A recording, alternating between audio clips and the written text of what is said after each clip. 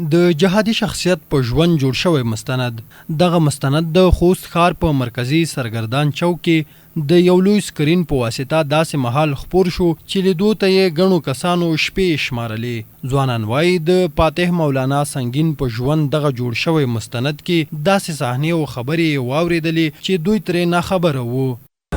د رسنیو څخه هم همدا غوښتنه ده، ځکه رسنۍ چې دي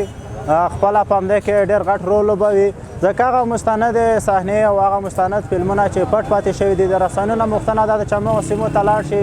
د همغو سیمو د خلکو او حالات راټول کړي او خپلو ولسونو ته یې وښودل شي، تر څو خلک راآګاه شي او پوه شي چې دلته کومې صحنې تېرې شوي دي او څومره خلکو باندې ظلمونه تېر شوي دي. دغه فلم موږ وکړ، دنه موږ یو ډېر څه زده کړه،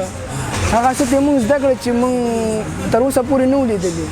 دغه فلم نه باید داسې فلمونه نور هم جوړ شي، دغه ته وړاندې شي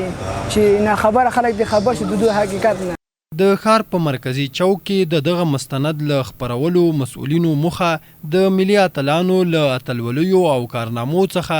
د راتلونکي نسل خبرول یادوي.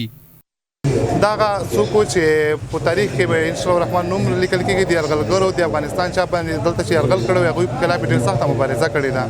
نو موږ افغانان به هم بیا کوشش کوو، د ځوانانو هم کوشش کوي چې هغه اتلان چې موږ په هیواد کې د اشغالګرو په خلاف مبارزه فعالیت کړی دی هغوی تاریخونه هغوی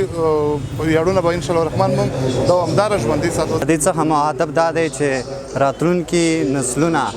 زموږ اتلانو پیژني او د دوی ویاړونه او د دوی قهرمانۍ څخه خبر شي او د دوی څخه عبرت واخلي. او نړیوالو ته مو دا پیغام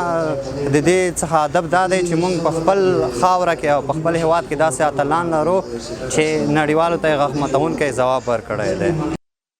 فاتح مولا سنگین چې د اسلامي امارت له غښتلو نظامي مشرانو له کتاره و د په ژوند جوړ شوی مستند د خوست سربیره د هیواد په ګڼ شمېر ولایتونو کې د لویو سکرینونو په واسطه خلکو ته ښودل شوی. د یادونې ده چې فاتح مولا سنگین شاوخوا 2014 کال په شمالي وزیرستان کې د امریکا په یوه بې پیلوټه برید کې په نښه او خپل ژوند یې له لاسه ورکړ.